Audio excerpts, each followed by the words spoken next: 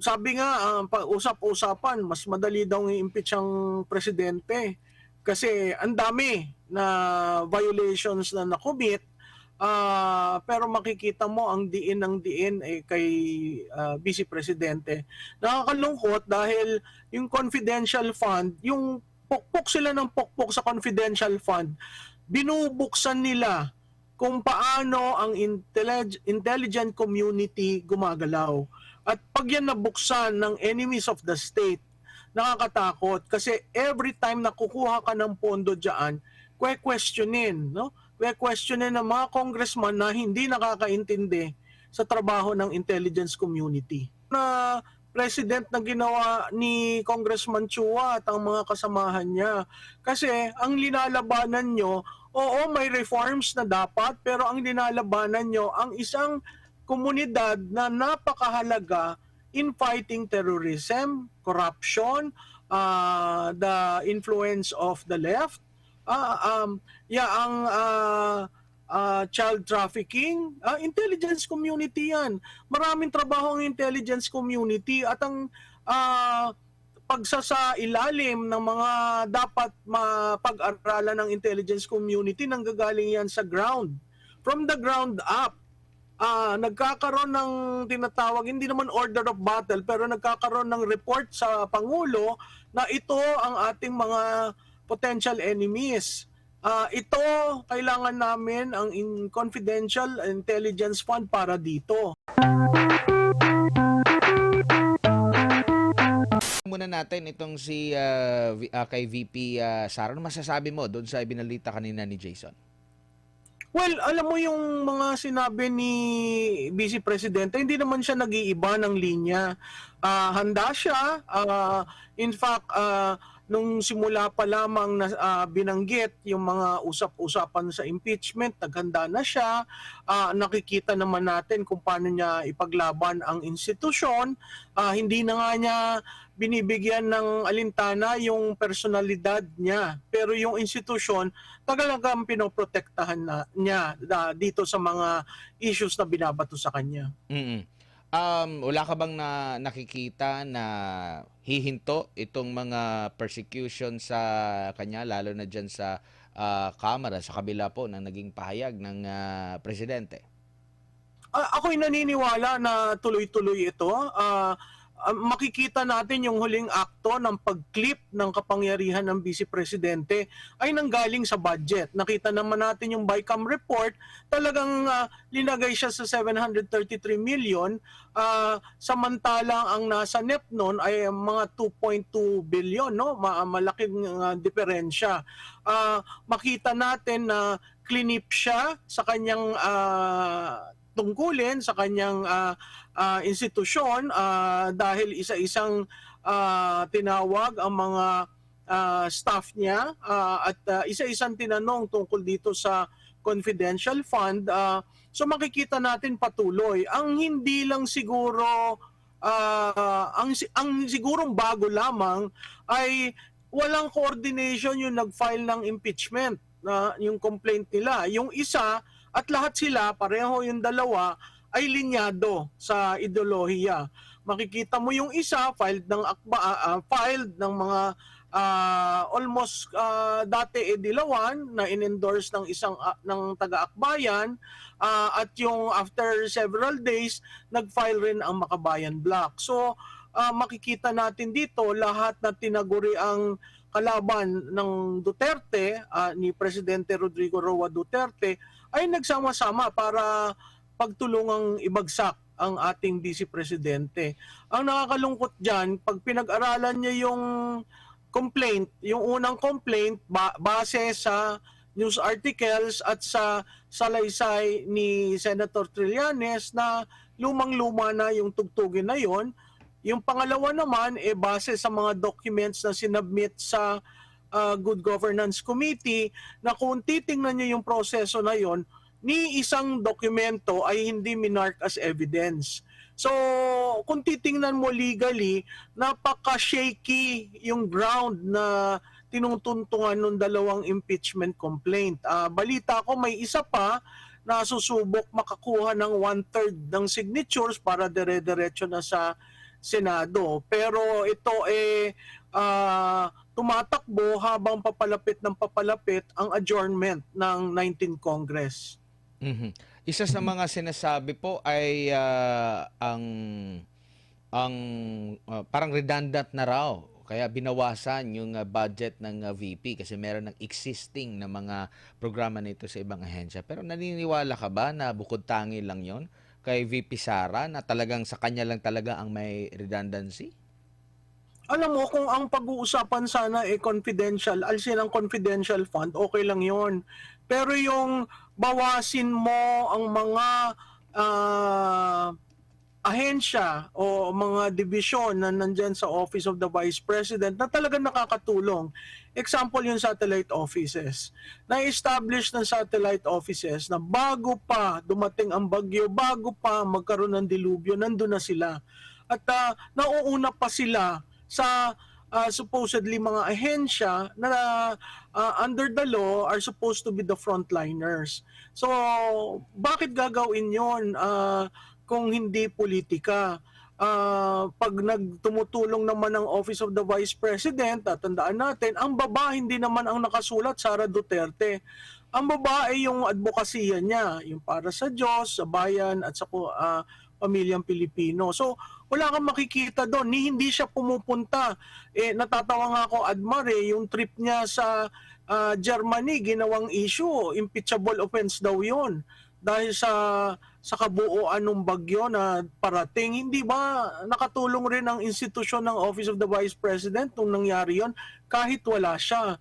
So hindi mo kinakailangan na ang Vice Presidente is on the ground kasi yung pagkakaset up ng organization niya, talagang makaka-react. Makaka-react ka from wherever you are dahil dadating ang tulong. Hindi sila reactive, very proactive yung ginawang ahensya. Again, kung titingnan mo, ang bürokrasya, napakalaki niyan, ang bagal gumalaw.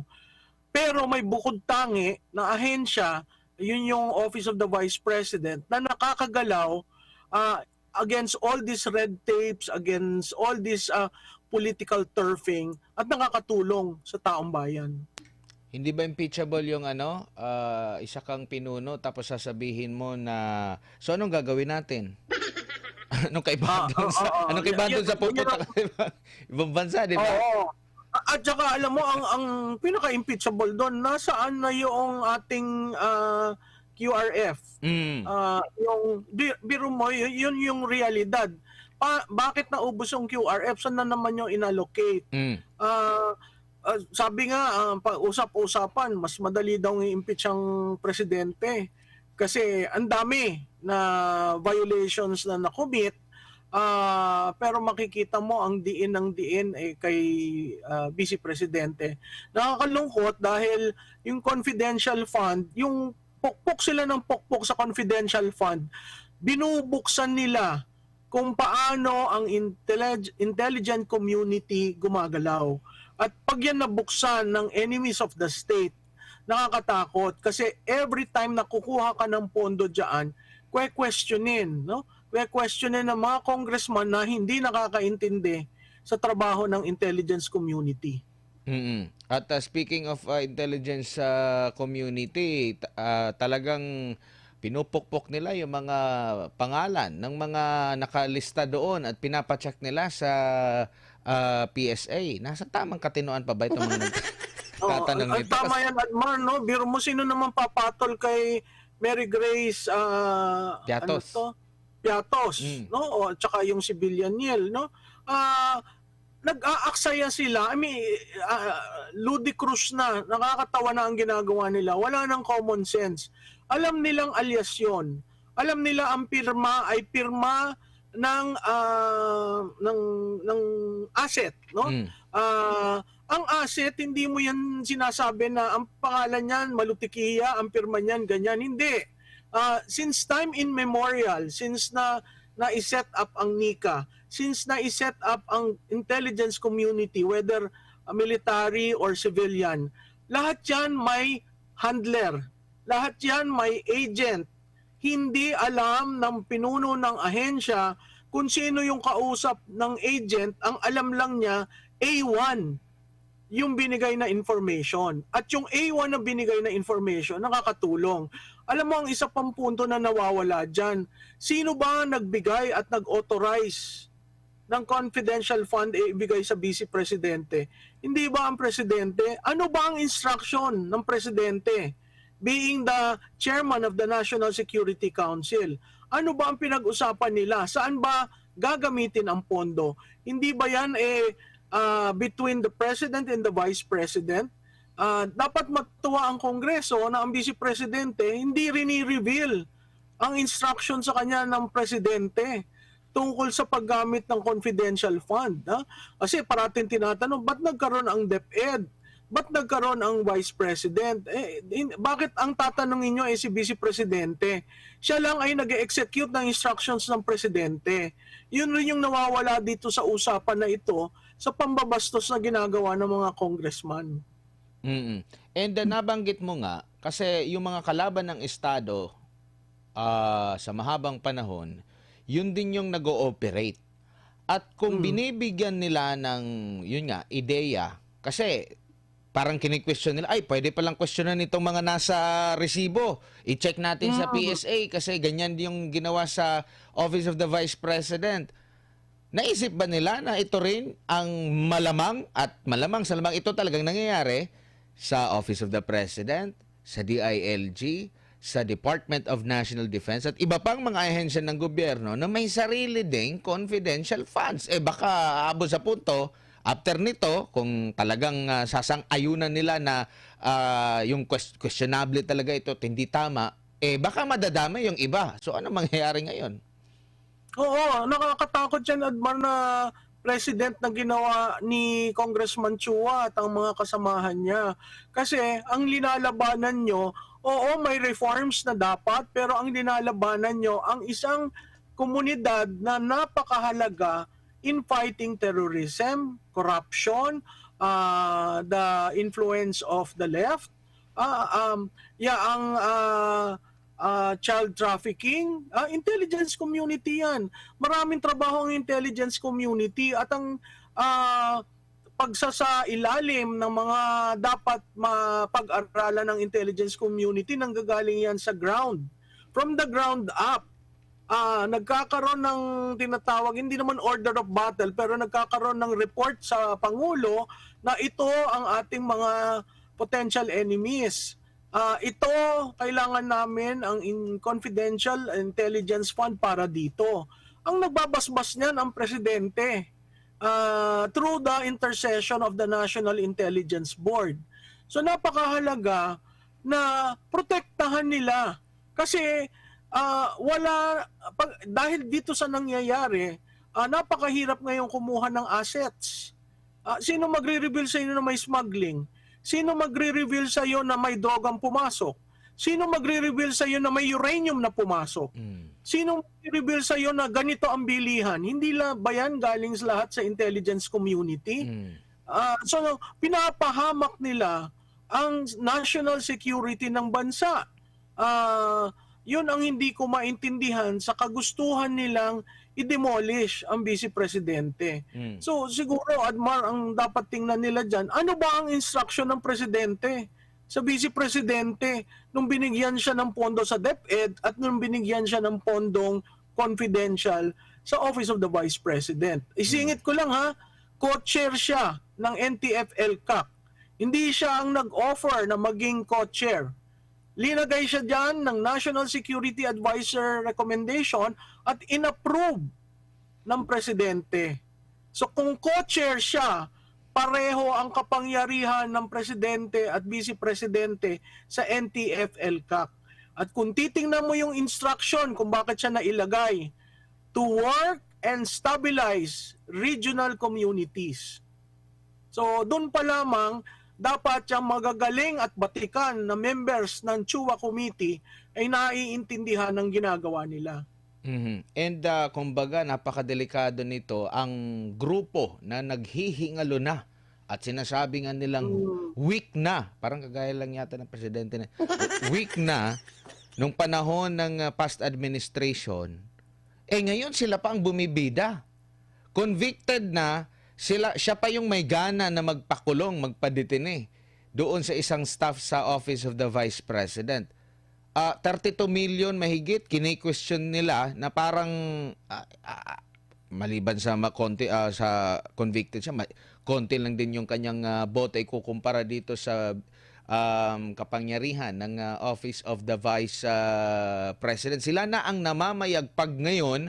Ano ba ito? Hindi ba ito halata? Hindi ba ito alam ng ating pamahalaan, lalo na sa sektor ng seguridad natin? Kasi nakikita na ito ng taong bayan. Nabuksan na ang kamalayan ng taong bayan sa past administration. Tapos ngayon, parang wala. Sila pa ngayon, naghihingalo na. Tapos sila pa yung nagbigay buhay at binigyan pa ng kapangyarihan. No, Admara, 56 years na nating nakikipag-away ang ating sandatahang lakas at ang mga intelligence community dyan sa NDF-LCAC para tumigil na at mamenos na ang mga barangay influence at infiltrated.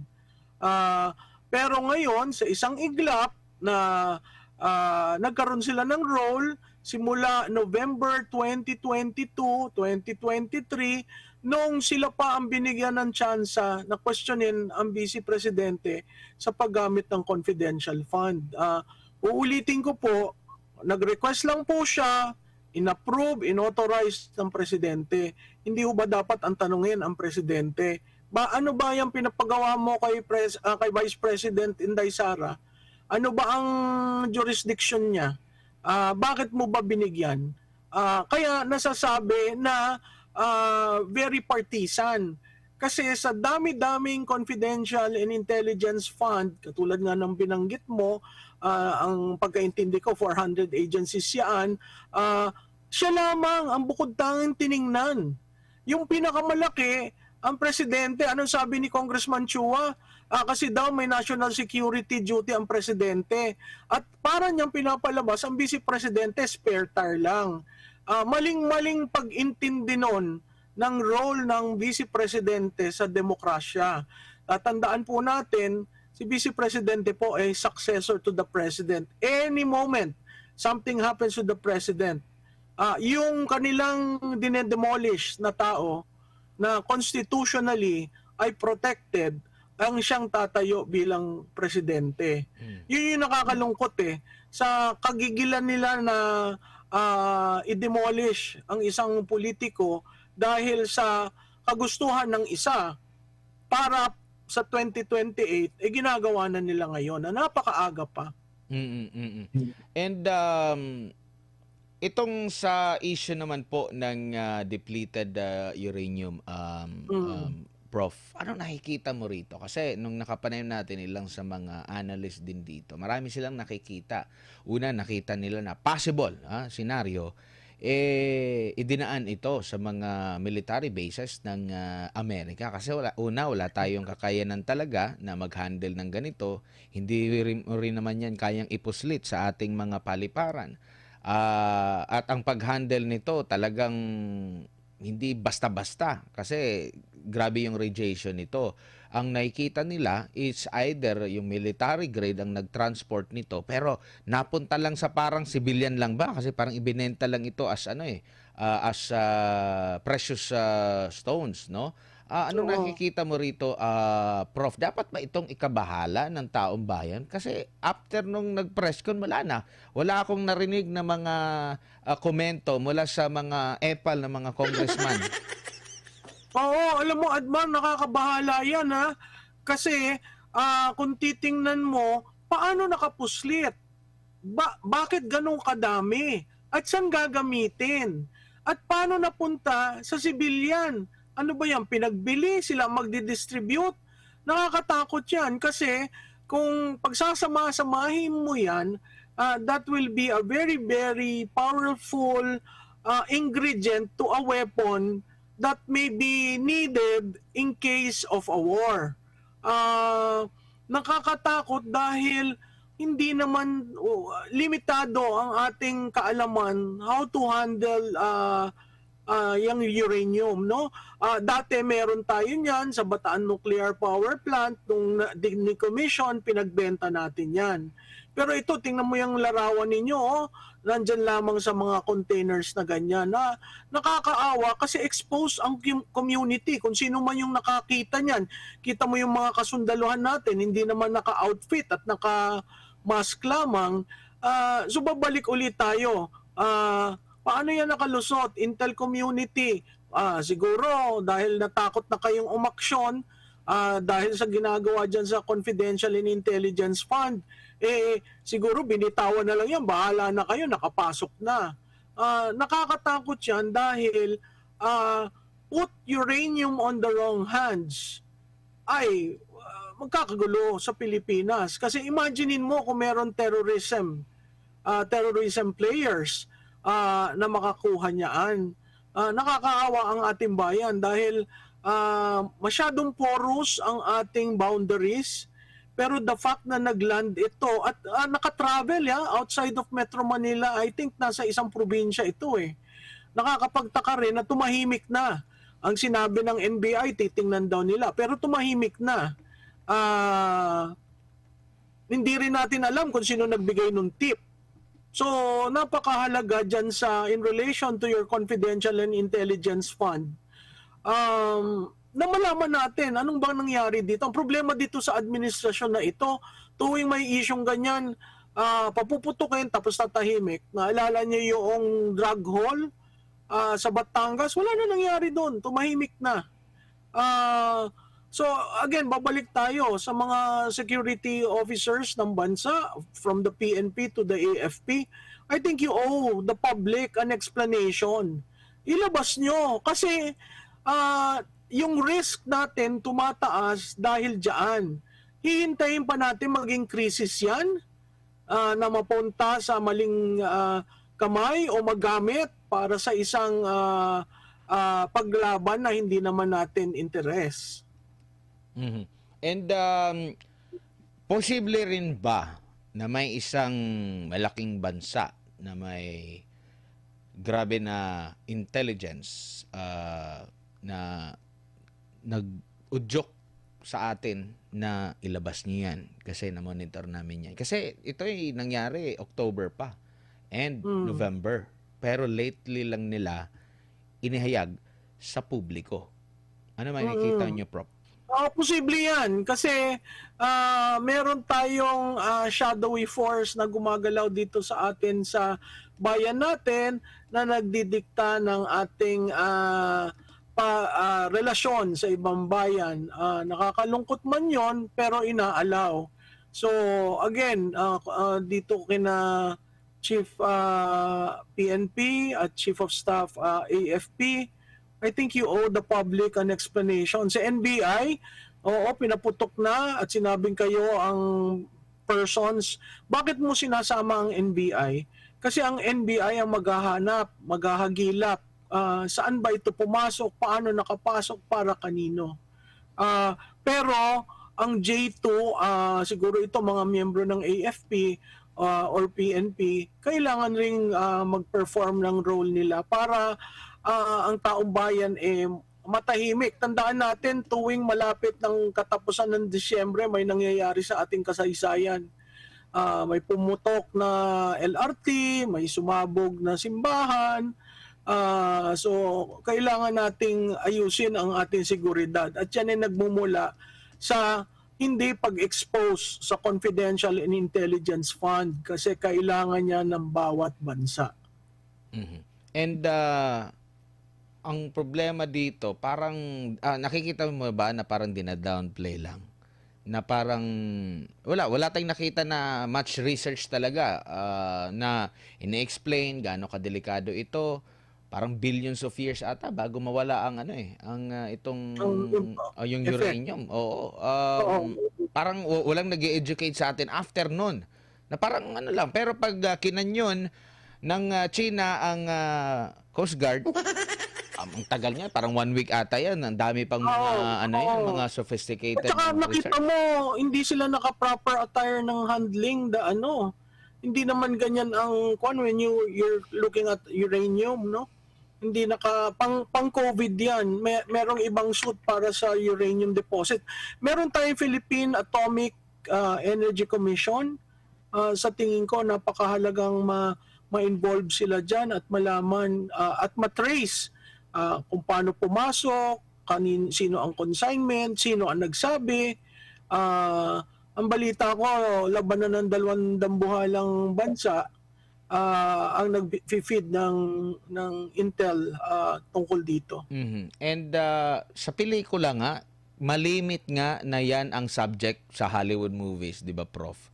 Na pinapakita nila na grabe yung epekto nito, yan yung hinahabol ng bida, hahabulin niya sino ba yung nakabili, may nagbibenta ng mga ganitong armas kasi ano. Pero sa atin parang wala lang, parang yan, nakikita natin tapos after nun wala na. Oo. Nakikita mo ba na needed din yan na imbestigahan? Yan talaga, imbestigahan kasi sabi Yan. ba, may tuturing na national security threat yung mga ganyan, lalo na kung mapunta sa maling kamay sa mga terorista. Oo, tama ka dyan, Admar. Ang call nga yata initially was for the Committee on Foreign Relations, both in the Senate and in the House, to look into it. So, kung yun ang call, may angle na third party involved, either in informing us of the entry or involved in actual entry of these materials. Mm-mm. Ano na lang ang mensahe nyo po, Prof, sa ating mga kababayan regarding dito sa mga ganap na ito, kahit na magpapasko, ang daming mga ganap. Parang ayaw na Oo. tumigil itong mga gumagawa ng mga propaganda. So siguro ang napakahalaga po niyan, doon po tayo sa katotohanan, alamin po natin kung ano talaga ang facts. Pangatlo, wag po tayong maniwala sa mga propaganda pagkadami-daming propaganda. Pang-apat, maging fair lang ang kuwan natin. Oo, may responsibilidad na hanapin sa nagkamali at ang reforms na dapat. Pero in the process of searching for truth, dapat maging fair. Hindi lamang sa isang panig pero sa lahat. Dahil pareho naman may mandato yan ng tao.